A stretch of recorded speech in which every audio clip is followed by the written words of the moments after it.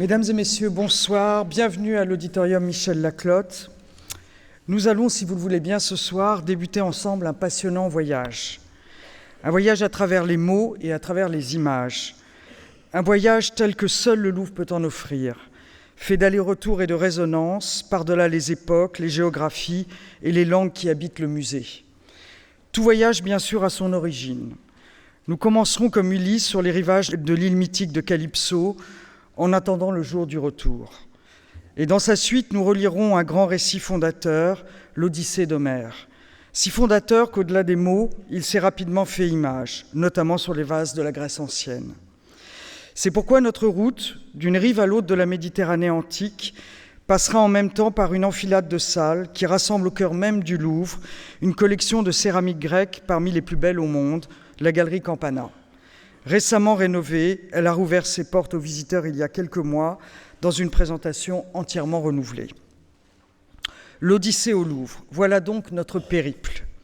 Et pour accomplir ce grand voyage, tout à la fois visuel et textuel, nous ne pouvions rêver meilleur guide et meilleur interprète qu'une spécialiste selon sa propre définition de ce que peuvent les mots. Une philosophe intéressée par ce que la philosophie pose comme n'étant pas elle, la sophistique, la rhétorique ou la littérature. Une philologue passionnée par les différences et les intraduisibles. Une traductrice de quelques-uns des plus grands textes grecs. Une chercheuse médaillée d'or du CNRS. Une enseignante de renom, mais aussi une commissaire d'exposition qui s'est récemment attelée à la construction du parcours de la Cité internationale de la langue française de Villers-Cotterêts. Je vous demande d'applaudir très chaleureusement Barbara Cassin de l'Académie française.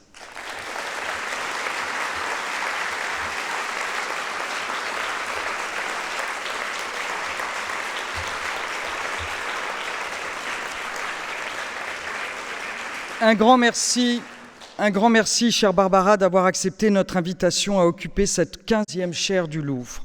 C'est pour moi, pour nous tous, un très grand honneur que de vous accueillir à l'auditorium Michel Laclotte. Lors de nos premiers échanges, vous m'aviez confié votre surprise. En quoi, vous demandiez-vous, le travail d'une philosophe-philologue pouvait-il intéresser un grand musée comme le Louvre, qui semble davantage se préoccuper quotidiennement d'histoire de l'art et d'archéologie? Et puis nous nous sommes retrouvés autour d'une même idée, cruciale, fondamentale.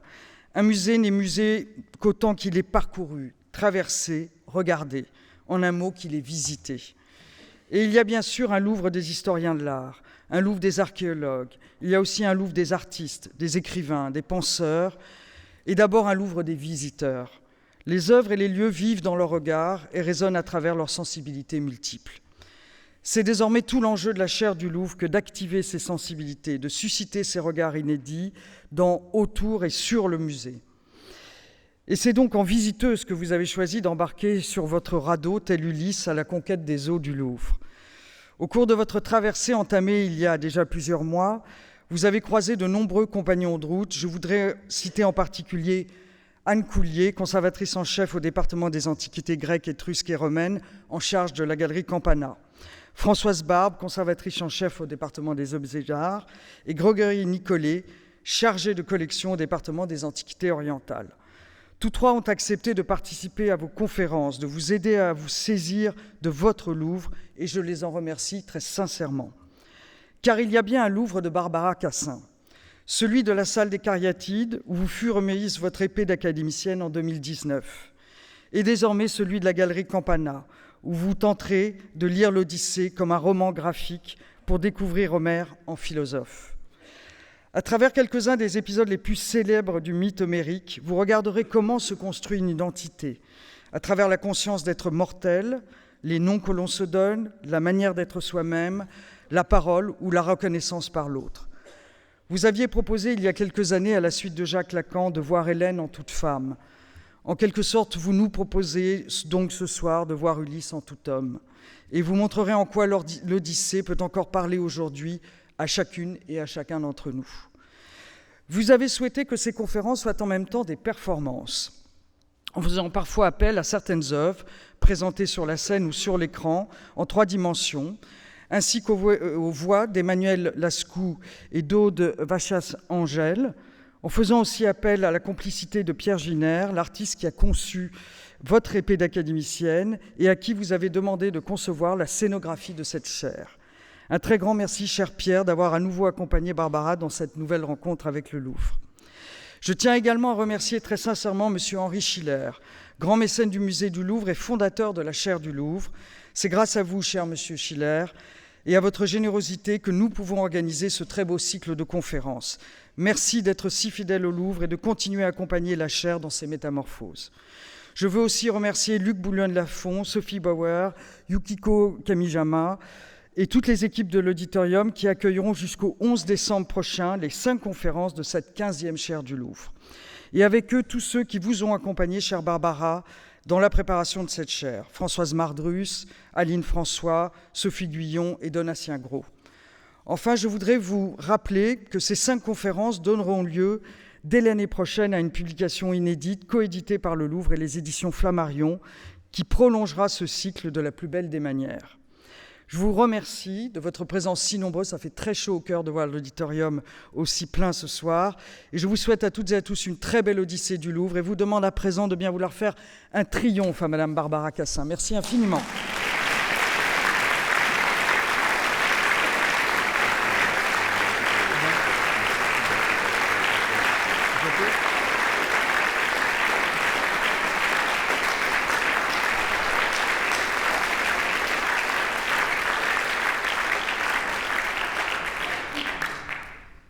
Merci de votre accueil et merci à Laurence Descartes de sa généreuse présentation. Je voudrais dédier cette chaire à François Lissarag, un grand connaisseur, un grand interprète d'images et d'images grecques qui a disparu l'an dernier et avec qui je devais faire ce livre « Homère en philosophe ». Heureusement, Anne Coulier, qui travaillait avec lui aussi, m'a aidé à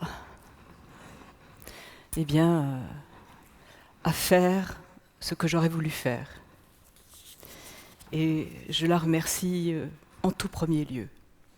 Mes remerciements vont évidemment à toutes les équipes du Louvre, à Laurence Descartes et à son équipe, à Dominique de Fonréau, qui la première m'a sollicité pour faire cette chaire, et puis à Donatien Gros, Barthélemy Glama, Françoise Mardrus, et à l'ensemble des conservateurs, qui m'ont toujours accueilli avec une bienveillance extrême.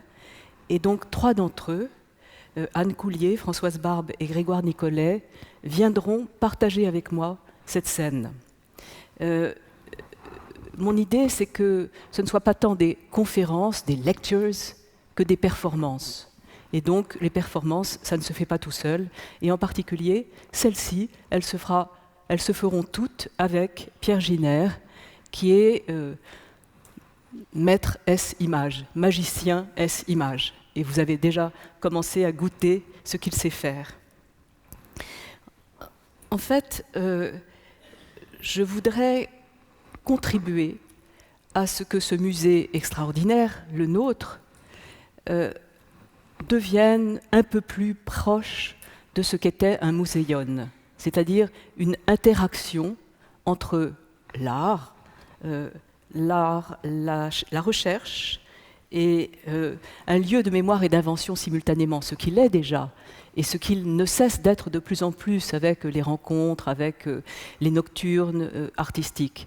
Mais d'une certaine manière, pour moi, cette chaire a ce genre d'enjeu que cette chaire invente, grâce au regard magicien des images. Et je me suis vraiment demandé, et je voudrais expliquer mon titre à présent, comment l'Odyssée pouvait être un roman graphique. C'est-à-dire qu'à l'occasion, Kairos, de la Galerie Campana et de sa réouverture, peut-être un mot sur Campana quand même, parce que c'est quand même très intéressant de savoir que ce monsieur, ce marquis, Giovanni Pietro, marquis de Campana, un grand banquier romain, grand bourgeois, a créé le monde Piété. Et puis, entre 1830 et 1850, il a confectionné un musée internationalement connu, avec les fouilles archéologiques auxquelles il a participé, des primitifs italiens, etc. Et il a été condamné pour péculat, c'est-à-dire pour vol des deniers publics, à 20 ans de prison. commuée en exil. Sa collection a été dispersée, elle est revenue ici, en France, grâce à Napoléon III, 11 835 objets en 1861, et maintenant, à présent, 1300 œuvres au musée du Louvre aujourd'hui, et 300 vases dans les 9 salles qui se déploient devant vous. C'est une très belle occasion que cette rénovation de la Galerie Campana. Et c'est pourquoi, en effet, j'ai décidé de venir en visiteuse. Non pas comme mes 2 prédécesseurs, experts, beaucoup plus experts que moi, en musée, en muséographie, Neil MacGregor, grand directeur de musée, Pierre Saint-Garavelou, historien et historien d'art, mais simplement en visiteuse, en amateur, à partir de mon trajet de philologue, de philosophe, d'helléniste. J'aime les textes grecs et j'aime les dessins des vases, les images sur les céramiques, et je me suis toujours demandé comment les textes et les dessins vibraient ensemble, comment est-ce qu'ils rimaient, comment est-ce que cela construisait la Grèce qui nous est parvenue, le rapport entre la beauté des textes et la beauté des images. D'où l'Odyssée, un roman graphique, cette tentative. Et pour l'encadrer, je voudrais cette phrase de Nietzsche, qui est l'auteur dont je serai sans cesse proche dans toute cette chaire.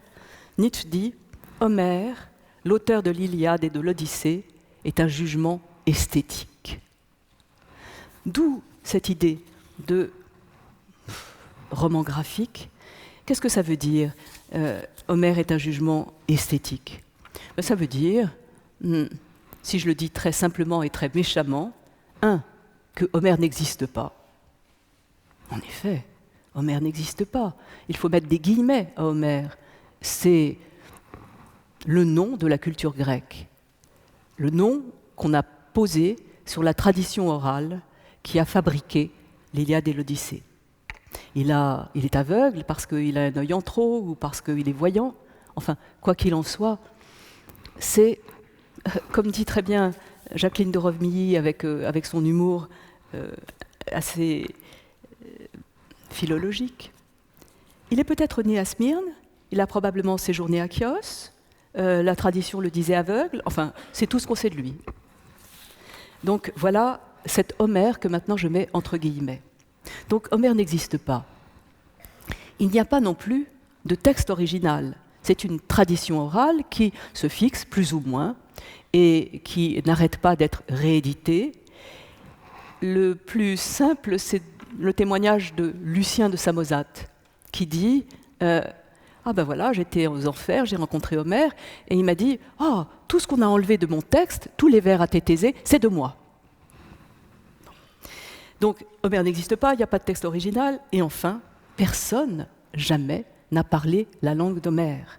C'est une langue très étrange, qui est faite de dialectes différents, avec des licences poétiques et des inventions terminologiques pour que ça fonctionne en vers, vous savez, en dactyle et en spondé.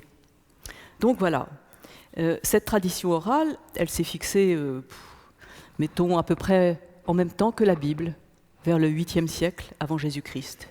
Mais elle n'a pas été dictée par Dieu, elle a été dictée par la Muse. C'est le nom propre de la culture grecque. Et comme disait Dion de Prusse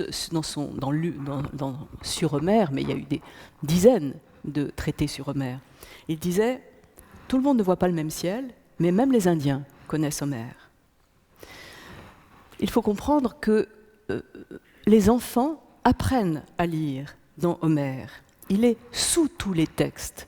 Et il y a un moment où je le prouverai dans ces conférences en travaillant sous le texte des Sirènes, eh bien, par-dessus le texte des Sirènes, le texte du premier grand philosophe dit comme tel, du premier grand présocratique qui est Parménide. Il est sous tous les textes. Et vous voyez, la forme moderne du fantastique, c'est l'érudition. Ça, c'est Borges qui dit ça. Mais je pense que c'est tout à fait vrai pour Homère. Donc, je lis Homère en philosophe. Qu'est-ce que ça veut dire? bien ça veut dire que je le lis avec mes yeux de philosophe, avec mes questions philosophiques, mais aussi je le lis comme si lui était un philosophe, comme s'il avait des réponses aux questions philosophiques que je me pose, et comme si, évidemment, la frontière entre poésie et philosophie était brouillée, et à jamais, et pour de bon, brouillée. Vous voyez Rembrandt, Aristote contemplant le buste d'Homère. Vous avez dans ce tableau magnifique toute la Grèce. Aristote qui caresse le crâne d'Homère, le poète, le philosophe, et pendant au bout de la chaîne d'or qu'a Aristote, eh bien Alexandre, l'élève d'Aristote, donc le conquérant. Voilà que Rembrandt fait le portrait de la Grèce. Et pourquoi Aristote m'intéresse-t-il à ce point-là? Eh bien parce que il nous apprend, c'est au chapitre 24 de la Poétique, que Homère enseigne aux autres à dire des pseudets, des mensonges ou des faussetés ou des erreurs, comme il faut. Os dei, comme il faut. Alors que Platon, dans la République, dit que Homère comme Hésiode mentent mal. Ça n'est pas beau, leur manière de mentir, et il faut les chasser de la cité. Platon contre Homère, voilà l'antagonisme complet, réel, dit Nietzsche. Donc je serai dans cette chaire sans cesse plus aristotélicienne que platonicienne. Et Homère en philosophe, cela implique que je vous introduise d'une manière ou d'une autre dans un monde que nous ne connaissons plus, pas bien, qui est le monde païen. Un mot pour le dire, le mot de cosmos. Cosmos, on traduit par monde, mais vous entendez, ça va de la cosmologie à la cosmétique, ça veut aussi dire parure. Cosmos, c'est, si j'avais à le traduire bien, je dirais ordre et beauté. Ordre et beauté. Et c'est dans ce monde que je veux vous introduire avec encore une phrase de Nietzsche. Cela fait une différence, que ce soit Homère ou la Bible ou la science qui tyrannise les hommes. Homère, c'est l'Antiquité, la Bible, c'est le monde chrétien, et aujourd'hui, nous serions plutôt tyrannisés par la science. Qu'est-ce que c'est qu'un monde païen, le monde d'Homère? Si j'avais à le définir à l'emporte-pièce d'une phrase, je dirais, ben voilà, dans ce monde, celui qui arrive en face peut être un dieu. Et c'est ce qui arrive dans l'Odyssée. Celui qui arrive en face, ben oui, c'est peut-être Athéna, c'est souvent Athéna qui arrive en face. Celui qui arrive en face, hors monothéisme justement, hors monothéisme, ce peut être un dieu. Et pour tracer ce que c'est que ce cosmos, ordre et beauté, je me servirai de deux phrases. La première, c'est une phrase de Gorgias, du sophiste Gorgias, dans l'éloge d'Hélène. C'est le début de l'éloge d'Hélène. Il dit « Cosmos, ordre, monde si vous voulez, mais ordre. Pour la cité, c'est l'excellence de ses hommes. Pour le corps, c'est la beauté. Pour l'âme, c'est la sagesse. Pour la chose qu'on fait, c'est la valeur, la vertu. Pour le discours, c'est la vérité. Et leur contraire, c'est désordre, akosmia. Bien là, vous êtes déjà dans le monde grec, ordonné en cosmos, où tout l'ensemble est, comment dire, en immanence et en porosité. Et je voudrais une autre phrase, une phrase contemporaine, et souvent je ferai des sauts entre le contemporain, y compris dans les images et dans les textes. Une phrase contemporaine qui m'a beaucoup marquée, c'est une phrase de René Char qui dit « Nous ne jalousons pas les dieux, nous ne les servons pas, ne les craignons pas, mais au péril de notre vie, nous attestons leur existence multiple et nous nous émouvons d'être de leur élevage aventureux lorsque cesse leur souvenir. » Cette phrase de René Char, il l'a inscrite sous un petit, dans une lithographie de Braque, où on voit Sisyphe, oiseau, poussant un rocher, nuage. C'est ça, le paganisme, quelque chose comme ça. Quelque chose qui pense bien que la poésie sert à faire passer du non-être à l'être, que dans Feuillet d'hypnose, la poésie permet toute résistance. Et au fond, c'est dans ce monde que j'ai envie de vous introduire aussi en vous introduisant au grec. Tout commence avec la muse. Je disais que ce n'était pas Dieu qui dictait dans le paganisme, c'est la muse. Ici, vous avez une muse qui tient un volumen. Et puis, ensuite, vous avez sur scène, grâce à la générosité d'un prêteur que je remercie très sincèrement, vous avez une œuvre en scène. Cette œuvre, c'est un jeune homme qui lit, et qui lit ce que la muse a dicté à Homère. Il lit Homère, et on voit, c'est extrêmement rare, ça arrive, je crois, il y en a 9 exemples seulement, on voit une inscription lisible, Hermène Aedo. Je chante Hermès. Je chante Hermès, c'est le premier vers de l'hymne homérique à Hermès. Ce jeune homme, il apprend à lire comme tous les Grecs, dans Homère. Et c'est Platon qui, avec beaucoup d'ironie, décrit la manière dont la culture se diffuse.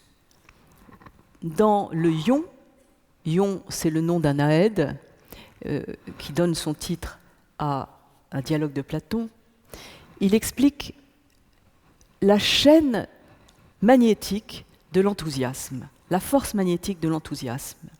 Et il dit, eh bien voilà, on voit parfois une chaîne d'anneaux de fer qui est suspendue les uns aux autres, et c'est la pierre de magnésie, la pierre magnétique, qui donne la force qui passe. Eh bien la muse fait les inspirés, les enthousiastes. Et traversant ces inspirés, est suspendue une file d'autres enthousiastes. À travers cette file, elle comporte ceux qui écrivent, Homère, et puis ceux qui chantent, les aèdes, et puis ceux qui écoutent, les auditeurs, et aujourd'hui, peut-être, les spectateurs.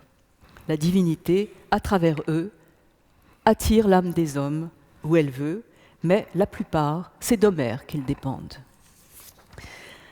Donc voilà comment j'imagine le tracé, si vous voulez, du monde dans lequel je voudrais vous entraîner. Maintenant, permettez-moi de déployer un peu le plan des conférences que je voudrais suivre. Le plan que je voudrais suivre dans les 5 prélèvements que je vais faire.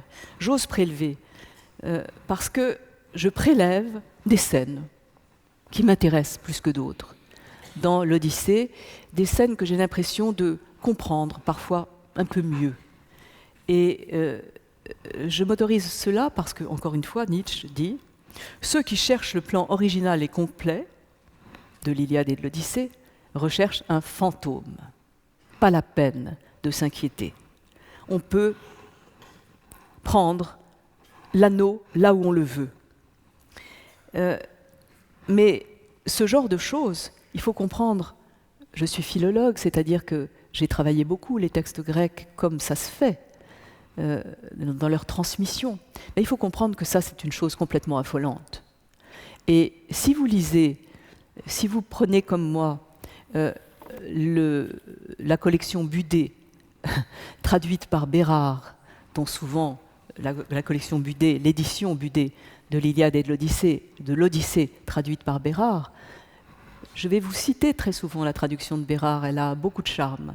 Elle a pour moi le charme d'un parfum comme Chanel 5, c'est-à-dire c'est ça. Bon, mais bon, c'est pas le mien. Eh bien, vous allez comprendre en ouvrant cette édition à quel point c'est affolant. Bérard, il devient fou. Il essaye de trouver le vrai plan. Et donc, il enlève tel bout, il le remet à tel endroit. C'est pas possible que Homère, qu'il ne met pas entre guillemets, ait plusieurs fois répété la même chose. Et c'est pas possible, cet aller et retour, etc. Le plan de l'Odyssée est un plan incroyablement complexe. On appelle ça une composition en anneaux. Mais en fait, on ne sait pas trop ce que ça veut dire. Hein. Ça veut simplement dire que le sujet de l'énonciation, il est tout le temps feuilleté, qu'on ne sait jamais qui parle. Enfin si, on le sait, mais c'est qui? C'est la muse? Non. C'est Homère? Non. C'est Ulysse? Oui, de temps en temps, quand il fait le récit de ses aventures, mais pas toujours. Et donc tout ça bouge tout le temps. Eh bien, il n'est donc pas question d'être complètement positif. On ne peut pas être un historien positif. Mais on peut tenter de poser des questions philosophiques, et c'est ça que je voudrais faire. Je voudrais travailler l'Odyssée de manière à essayer de montrer qu'est-ce que c'est qu'un homme grec, en m'appuyant sur la personne d'Ulysse. Comment est-ce qu'on construit une identité? Ce n'est pas une problématique originale. Je veux dire que Dante, ou bien même Horkheimer et Adorno, à l'autre bout du temps, l'ont présenté comme telle. Qu'est-ce que c'est l'identité d'Ulysse? Moi, je vais la construire à partir de 5 scènes différentes. La première, c'est l'identité d'Ulysse, c'est d'être un mortel, d'être un homme qui sait qu'il peut, qu'il va, qu'il doit mourir. Et là, c'est ce que je ferai aujourd'hui en parlant de ce qui se passe chez Calypso et de ce qui se passe aux enfers. La deuxième composante, c'est que pour avoir une identité, il faut avoir un nom. Et là, je parlerai, la séance prochaine, du Cyclope et de la manière dont Ulysse se nomme, se dénomme, ne se nomme pas devant le Cyclope. Et puis, le troisième ingrédient de l'identité, c'est d'être une identité ferme, d'être soi-même. Et là, je parlerai des sirènes, de la manière justement dont Ulysse, attaché à son mât, passe au large des sirènes. Et puis, la quatrième conférence, ça sera autour de la manière dont un homme peut parler, dont la parole peut être efficace. Et là, je parlerai, moi, de Nausicaa et du rapport entre Ulysse et Nausicaa. Et enfin, dans la 5e conférence, j'essaierai de voir ce qui pour moi est la composante ultime. Pour être soi, pour être quelqu'un, pour avoir une identité, eh bien, il faut être reconnu. Et j'analyserai les scènes de reconnaissance, et en particulier la scène avec Pénélope. Donc voilà ce que je vais vous proposer comme plan, comme suivi, pour essayer de comprendre comment Ulysse est Ulysse. Et tout cela, vous voyez, chacune de ces 5 scènes, elle est liée à quelque chose du langage. Elle est liée donc à la manière dont on se dénomme, à la manière dont on se concentre en soi. Elle est liée à quelque chose comme l'invention de la performance et du performatif, et elle est liée à la manière dont on est soi-même quand on parle et qu'on est capable de se prendre et de se déprendre, d'aller ailleurs. C'est lié au langage. Là encore, Nietzsche nous éclaire. Il dit que la prétention de pouvoir tout, comme rhéteur, comme styliste, comme orateur, traverse toute l'Antiquité d'une manière pour nous inconcevable.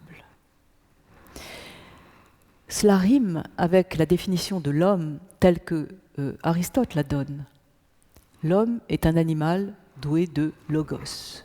Logos, les latins l'ont traduit par ratio et oratio, raison et discours. C'est la manière dont une proportion, dont un rapport s'écrit A sur B égale C sur D, c'est un logos. Eh bien, l'homme est un animal doué de logos, c'est-à-dire qu'il sait mettre en relation. Et donc, l'identité d'Ulysse, comme l'identité de tout grec, s'articule avec et par le langage. Et je voudrais commencer par le premier épisode, Être mortel Calypso, mais par les premiers vers de l'Odyssée. Les premiers vers de l'Odyssée, les voici.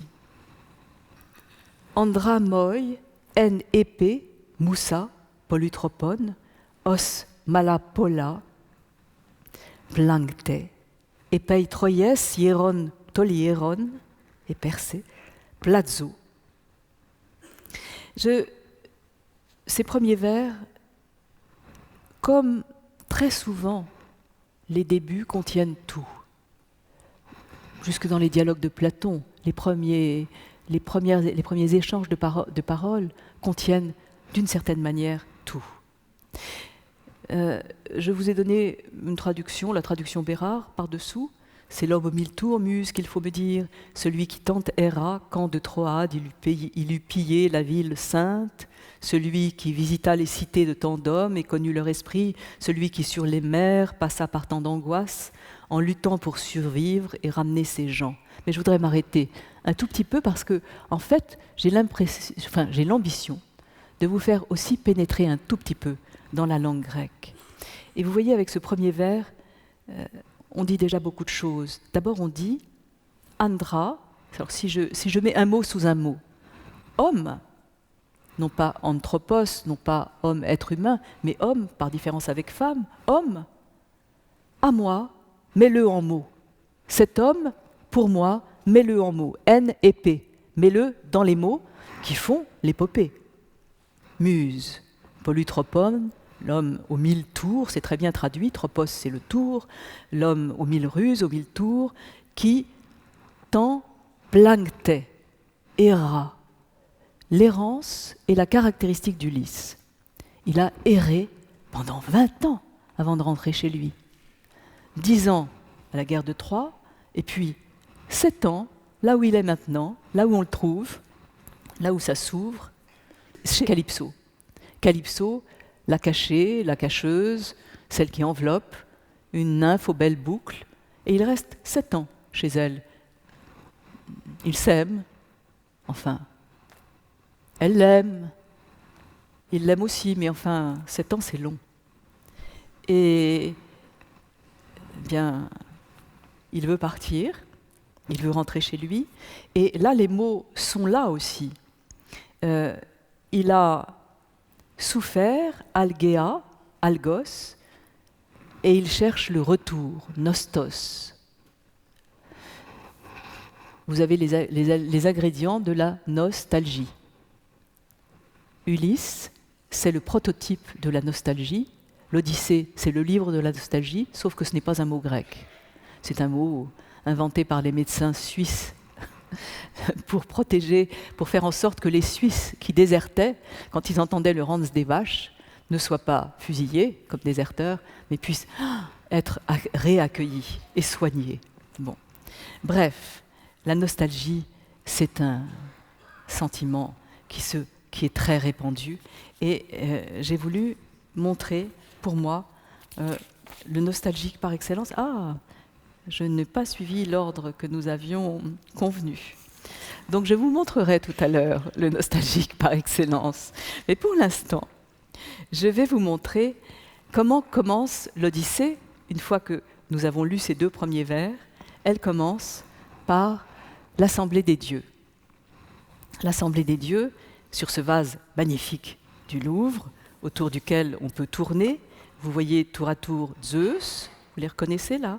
Zeus, il est barbu, il tient le foudre ailé, il a une fiale pour les libations, puis à côté de lui il y a Iris, et puis il y a Apollon qui tient la cithare, et puis il y a Héra qui est le pendant de Zeus, sa femme.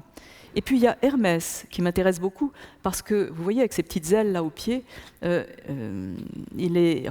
bottines à languettes, comme des petites ailes, c'est le messager qui va aller chez Calypso, lui dire, de la part de Zeus, que quand même, il faudrait qu'elle permette à Ulysse de s'en aller. Et puis ensuite, vous avez Poséidon, qui est l'ennemi de Ulysse, qui l'empêche de rentrer, Poséidon avec son trident, le dieu de la mer, qui l'empêche de rentrer parce que Ulysse, nous le verrons, a tué son fils, le Cyclope. Et puis ensuite, vous avez Athéna. Athéna avec son casque, avec sa lance, avec son égide en peau de chèvre, peut-être en peau de serpent. Athéna qui est vraiment l'amie d'Ulysse et qui ne cesse de lui apparaître justement sous un tas de formes, comme un jeune homme, comme une vieille femme, voilà, comme une nourrice. Bon. Et puis vous avez Hadès, le dieu des enfers, et Perséphone, sa femme. Comme dit Nietzsche, encore, Homère est un grec rêvant, les Grecs rêvants sont tous des Homères, et les Olympiens, cette resplendissante doublure de rêve, est pour les Grecs leur propre reflet dans la sphère de la beauté. C'est de cela qu'il sera sans cesse question, et qu'il est sans cesse question, dans les dessins des vases que vous voyez. La doublure de rêve. Et à présent, j'ai le droit de rentrer chez Calypso. Chez Calypso, donc Ulysse est là depuis 7 ans. Il n'en peut plus. Et je vous disais qu'il voulait partir. Et la scène la plus forte, c'est quand Calypso consent à le laisser partir en disant à Hermès « Ah, les dieux sont jaloux, ils ne peuvent pas supporter qu'une nymphe, qu'une déesse aime un mortel. » Calypso voulait épouser Ulysse, c'est-à-dire voulait le rendre immortel, voulait qu'il reste toujours auprès d'elle, à jamais, et qu'il cesse d'être un homme soumis à la mort. Et lorsque elle l'invite à rester, il lui répond « Déesse maîtresse, pardonne-moi, toute sage qu'elle est, je sais que Pénélope est sans grandeur ni beauté, car c'est une mortelle. Toi, tu ne connais ni la mort ni l'âge, mais ce que je veux, ce que je désire tous les jours, c'est rentrer à la maison et voir Nostimon Aimar le jour du retour. »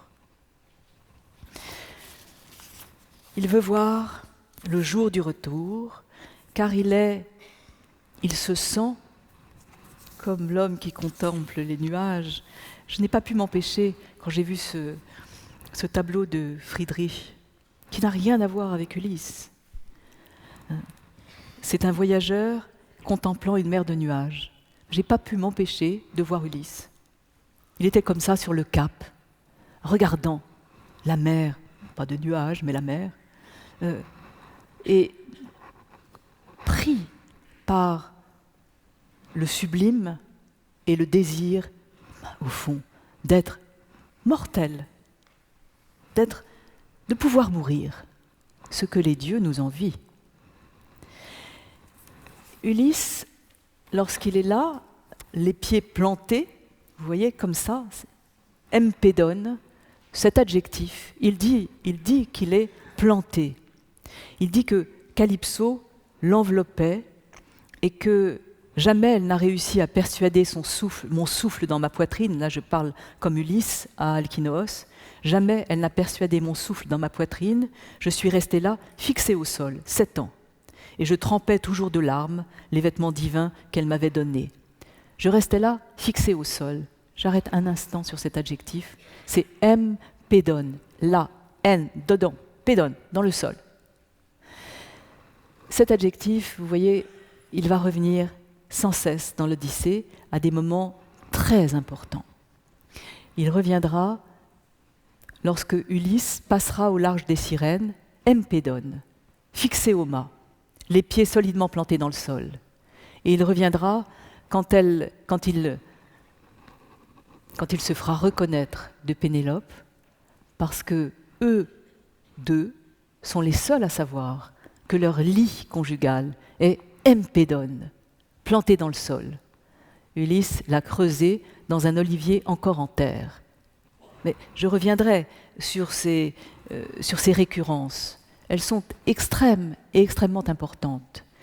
Et je reviendrai aussi sur le fait que Homère, avec Empédone par exemple, est sous un grand nombre de phrasés grecs autres que poétiques, ou autres plutôt que l'Iliade et l'Odyssée, sous un grand nombre de phrasés philosophiques. Et en particulier, dans la scène des Sirènes, plus tard, je vous montrerai comment il est, au fond, le premier grand philosophe.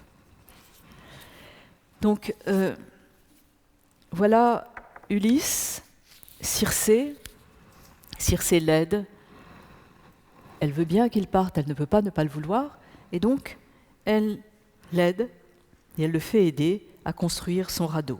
Là, vous avez Ulysse chez Calypso, c'est un primatis qui est au musée du Louvre, et Ulysse est aidé par Calypso et par les gens de Calypso pour construire son radeau.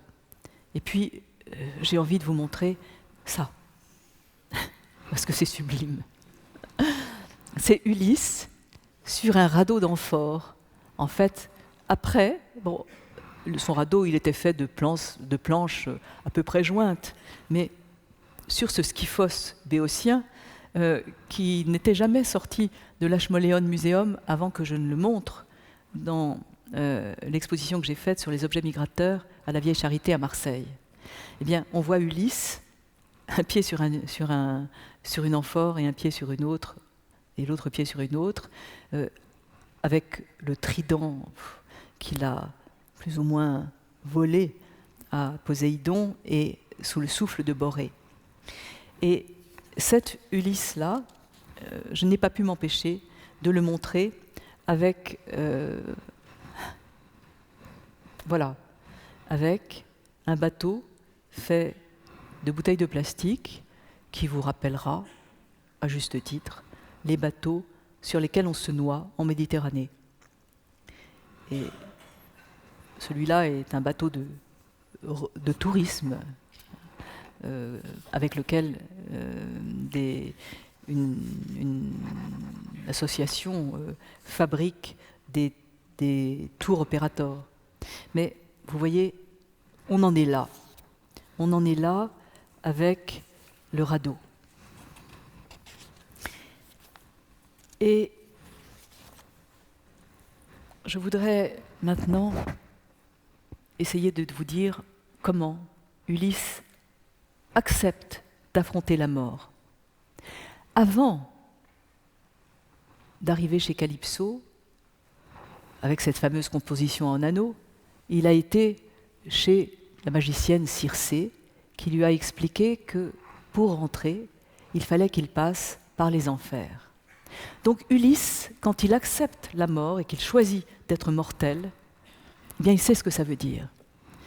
D'abord, un mot sur le mot fausse. Fausse, qu'on traduit par homme, par mortel. Vous voyez comment il est accentué? Il est accentué avec un aigu sur le oméga. Eh bien, c'est le même mot qui sert à dire la lumière. Fausse, mais un pérismomène avec un accent circonflexe. Et les accents, ça a été mis très tardivement. Et c'est la même racine que ce qui veut dire parler, fémi, bas. Donc, le mortel, tel que le grec le pense, l'homme, c'est entre la lumière et la parole. Et c'est ça, c'est la lumière qui n'est plus dans le royaume des ombres. Voilà les enfers. Ulysse sait ce que c'est. Et on va parcourir quelques vases, quelques dessins des enfers. Quand Ulysse arrive aux enfers, il est accueilli par la barque de Charon, et puis par le chien, Cerbère, aux deux têtes. Et puis,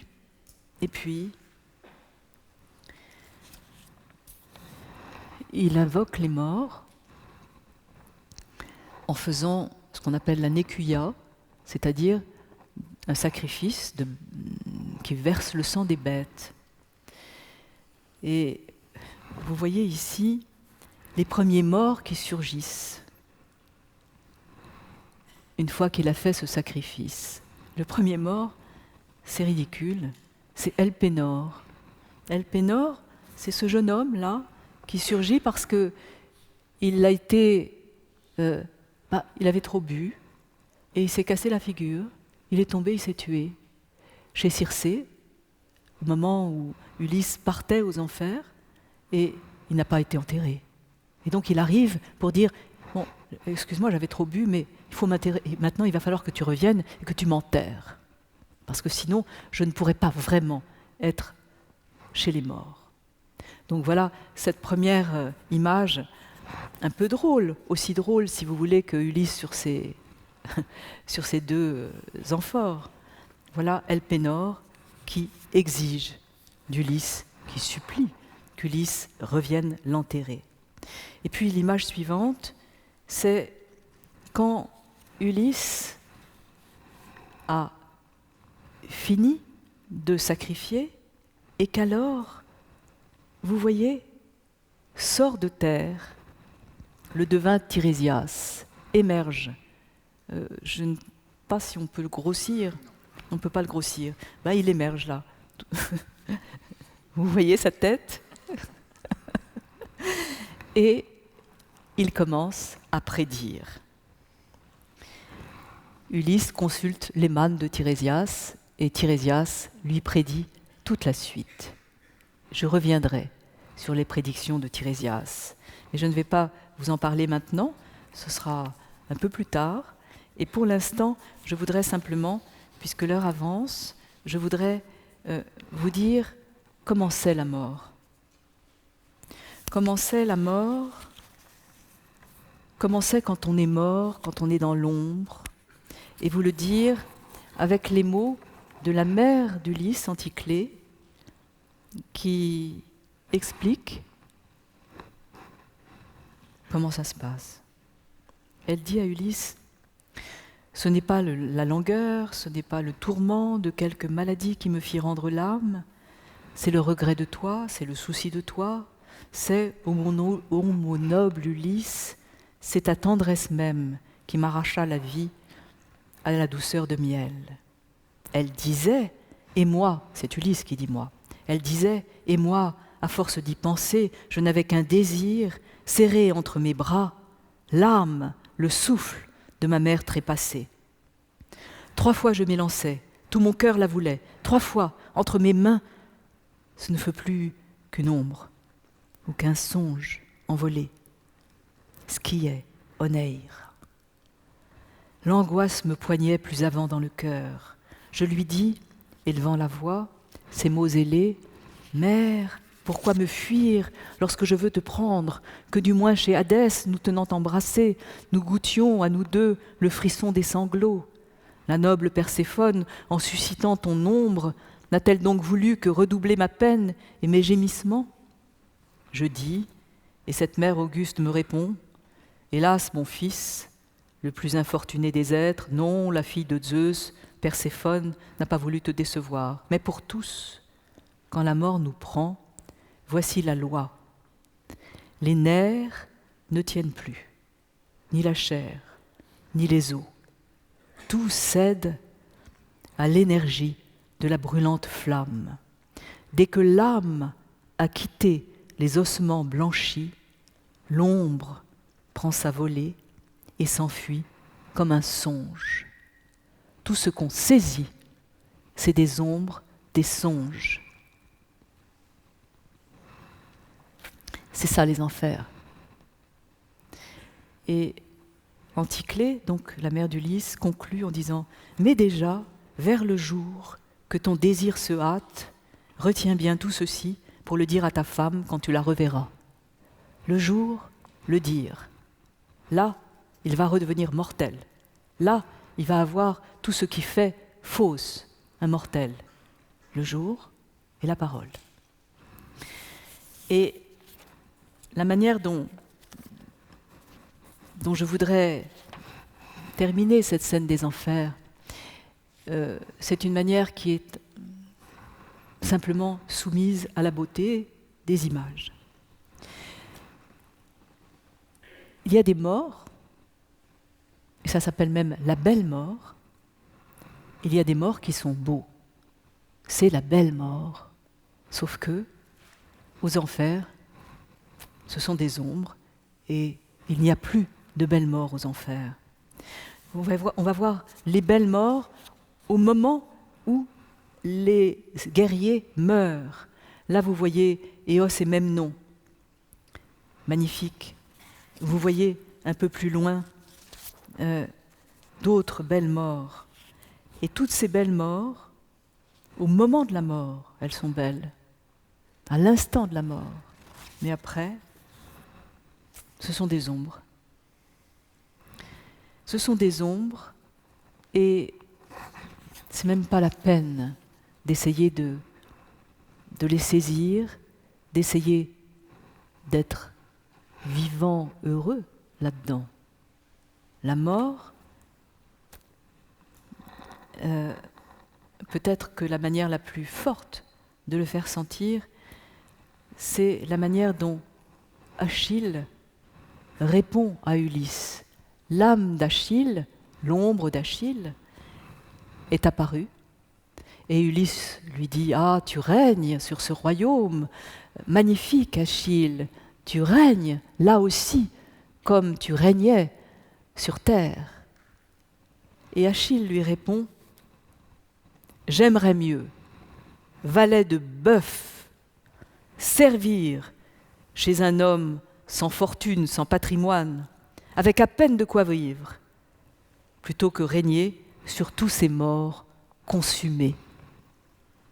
Kataph timénoïcine, il n'en reste rien. C'est consumé jusqu'au bout. Eh bien, c'est ça que choisit Ulysse pour rentrer chez lui. Il choisit de pouvoir mourir. Et